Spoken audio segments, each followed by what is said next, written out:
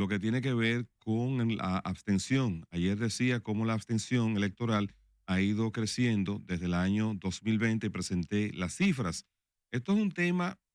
que no debe pasar desapercibido, que a propósito del mismo, Finjus, Servio Tulio Castaño Espaillat, pues ha dicho que lo ha asociado el aumento de la abstención al tema del transfugismo.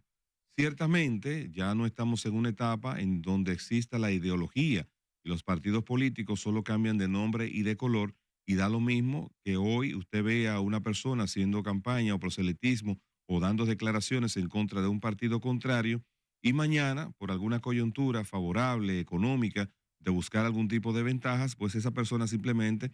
se quita la gorra, se quita la camiseta y se desdice de todo lo que había dicho anteriormente. Y entonces, ¿qué ocurre? Que como existen hoy las redes sociales, todos esos testimonios que ese dirigente político o ese aspirante a una posición de un cargo electivo decía ayer en contra del partido que estaba oficialmente de turno en el gobierno, pues la gente lo comienza a reproducir en las redes sociales y con eso resulta que se afecta la credibilidad y la confianza en ese dirigente político. De hecho,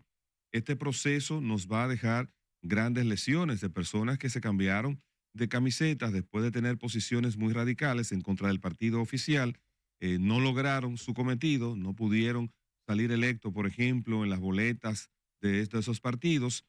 sus aportes electorales fueron ínfimos y por consiguiente no van a ocupar un lugar estelar dentro del partido oficial que, como bien apuntaba Bernardo ahorita,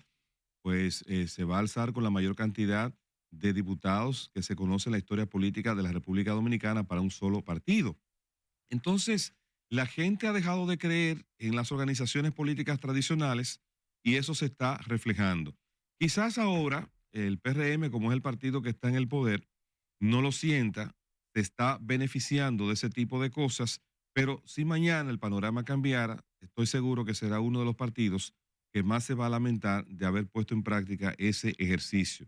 Este no es un ejercicio nuevo, es verdad, es un ejercicio que viene de tiempos inmemoriales, pero hay que apostar siempre a que vayamos a superarnos de las cosas negativas del pasado y no seguirlas replicando simplemente porque ahora nos conviene, porque eso también afecta la credibilidad y la confianza del elector. Lo otro es también la llamada deuda social acumulada. Cada campaña y cada proceso electoral, los partidos se suman a hacer una cantidad de críticas, sus dirigentes políticos se ponen a hacer una cantidad de críticas sobre y también promesas de lo que van a hacer. Pero resulta que muchas de esas promesas son irrealizables porque no obedecen ni a un programa, ni a un estudio, ni mucho menos se tienen identificadas las fuentes del presupuesto, ni tampoco quiénes van a ejecutar esas labores. Y después resulta que cuando se llega al poder se olvidan de todas esas cosas. Y la gente va entendiendo que lo están poniendo de relajo y con el tiempo también se va perdiendo la confianza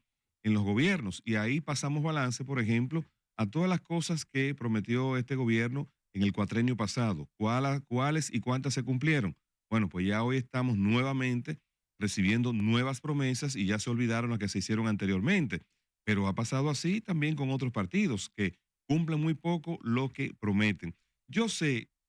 que el gobierno actual, si bien es cierto que puede sentirse feliz y puede sentirse contento por la contundente victoria en términos de resultado que ha logrado, mayoría en el Senado de la República, mayoría en la Cámara de Diputados, mayoría en las alcaldías de la República Dominicana, hay que establecer que en estas últimas elecciones el 25% de los dominicanos han sido los que decidieron por los 8.100.000 dominicanos que estaban hábiles para votar. Eso crea una situación difícil porque se van a tomar decisiones pensando en ese segmento que apoyó el gobierno para lograr un 57% de participación, pero allí no está la inclusión de una gran cantidad de dominicanos que cuando se comiencen a tomar las medidas, por más necesarias que sean, es probable que la gente no comience a entender que eso es necesario y entonces comiencen a entender quizás la importancia que tiene el asunto de prestarle importancia al derecho al voto. Mientras las personas no sienten los efectos de una crisis, pues de alguna manera eso los hace sentir indiferentes ante la realidad. Pero cuando esas medidas comienzan a afectarlos, entonces ahí comienza la gente a quejarse y perdió la oportunidad probablemente de participar y que su decisión fuera escuchada. Porque un gobierno logra una mayoría, y sobre todo como este, que logró un 57% de las votaciones, pues se pudiera entender de parte de sus funcionarios que lo que se ha hecho durante los 4 años anteriores, todo ha sido color de rosa y que no hay nada que se tenga que cambiar y se pueda seguir por ese rumbo. Y ese es el peligro también cuando las mayorías se imponen y creen que lo pueden hacer todo. Yo pienso que a partir de lo que ocurrió en el Distrito Nacional con la candidatura de Guillermo Moreno, se va a llevar una dosis de humildad al partido oficial, pero también hay que recordar que con esa gran mayoría en el Congreso, con esa gran mayoría en las alcaldías, las decisiones que se toman, si no son las correctas, eso va a generar también algún tipo de malestar. Recuerden, y con esto cierro el comentario, que no hay cuña peor que la del mismo palo. ¿Qué quiero decir con esto? Que probablemente esa gran mayoría aplastante que se ha logrado, si no es bien administrada, pues pueda resultar contraproducente para la misma efectividad del gobierno, porque recuerden, y hay que hacer aquí un recordatorio enfocado en el poderoso Imperio Romano. Cuando el Imperio Romano ya no tenía más tierras que conquistar, que sus generales entonces se sentaron porque ya no habían batallas que pelear. Entonces la crisis del Imperio Romano comenzó hacia lo interno. Los conflictos internos comenzaron a drenar la fortaleza y la expansión de ese Imperio Romano y finalmente, ¿qué es lo que le ocurre a los partidos cuando alcanzan su nivel máximo y ya no tienen oposición e internamente entonces comienzan a establecerse y a aparecer confederaciones e islas de poder que de hecho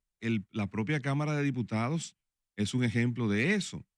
Cada uno de esos coroneles que lo mandaron a la batalla electoral salió de ahí con una representación importante de diputados, porque muchas de esas diputaciones no podemos tampoco ignorar